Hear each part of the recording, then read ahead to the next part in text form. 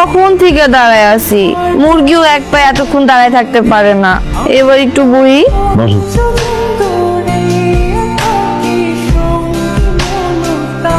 কি লিখছো? I love you sir. লাগারো কোন পায়ে যেন দাঁড়াইছিলা? ডান পায়। বাম পায়ে দাঁড়াছো। সাব্বির ভাইয়া, সরি স্যার। আসসালামু আলাইকুম। ওয়ালাইকুম আসসালাম। আসছিলেন? কই আসছিলা? জি আমি তো এই যে বাজারের মোড়ে আসছিলাম, পত্রিকা পড়তেছিলাম। ধরো এই টাকাটা দাও, হাটে যাইবা, যা কাটা 3 কিলো আনবা, ওই যে গোয়াল কাটা মেরামত করতে হইব। আম্মা, গোয়ালগড় মেরামত করতে হইব, সাব্বির ভাই কেন যাইবো? সাব্বির ভাই শিক্ষক মানুষ না? সাবদের হয়েছে এইবারই লজিং মাস্টার, তো লজিং মাস্টার বাড়ি টুকটাক কাজ করবে, তো স্বাভাবিক ব্যাপার। ছেলেদের কাজ তো ছেলেরাই করবে নাকি? সব কিছু তোর আম্মা করবো না, বিদেশ তো তোর আব্বা এসে পরে বাজারে যাবো। মামা, তুমিও তো পুরুষ মানুষ, তুমিও তো যাইতে পারো। তুমি সারাদিন বাসায় বই থাও।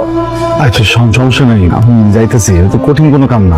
সাব্বাস, এই তো পুরুষ মানুষের মতো কথা আপা। আচ্ছা তুমি যাও।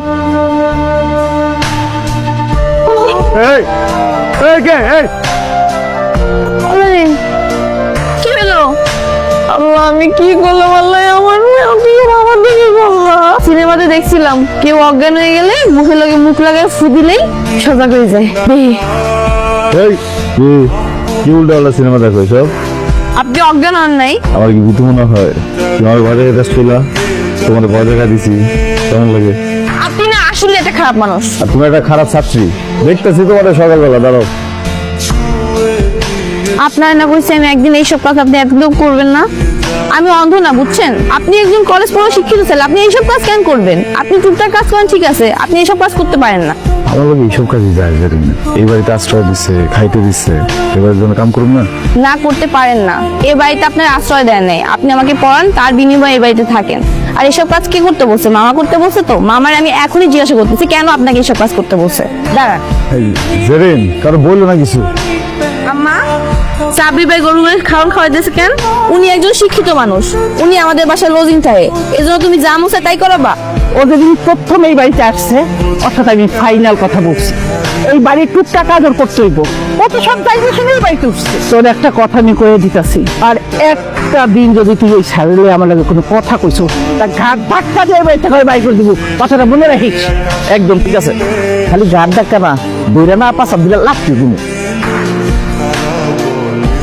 তোমার কতবার কইছি না আরে দরজা নক করবা? ফ্যান অফ করে রাখছেন কেন? ফ্যানের শব্দে পড়তে পারি না। ফ্যানের শব্দে আপনার পড়তে সমস্যা হয়। লাইট কি দোষ করছে? লাইট কেন অফ করে রাখছেন? লাইটের শব্দ কি পড়তে সমস্যা হয়? খাওয়ার সময় তো কথা বলতে না। প্রতিদিন এই ডাল আর অর্ধেক ডিম ভাজি দিয়ে ভাত খেলে আলসার হয়ে যাব। পৃথিবীতে মাংস মাছ বলতেও কিছু আছে। এই লন, মাংস দিয়ে ভাত খান।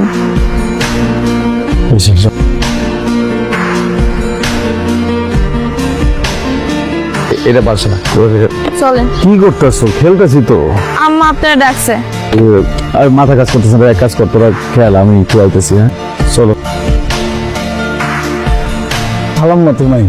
না, মা মামা কেউ বাইতে নাই, সবাই বাইরে গেছে, আইতে দেরি হইব। তুমি তো কইলে না খালাম না ডাকছে। মিথ্যা কইছি। বসেন, আগে আগে বসেন, তারপর বলতেছি।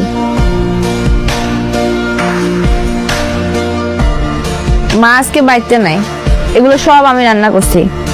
খাইন তো চাকর বাকরের মতো, ভালো একটা খাবারও জোরে না পাতে। আজকে আপনি খাইবেন আর আমি দেখবো। প্রতিদিন এখন দিতে হবে না, যখন সময় হবে আমি নিজে চেয়ে নিব।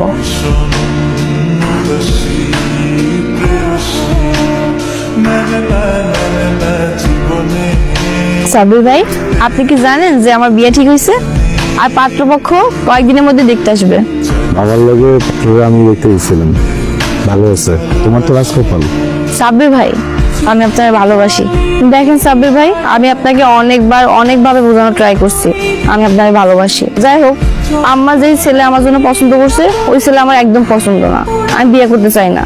আপনি যদি রাজি থাকেন তাহলে আপনার ব্যাপারে আমি আম্মার সাথে কথা বলতে পারি।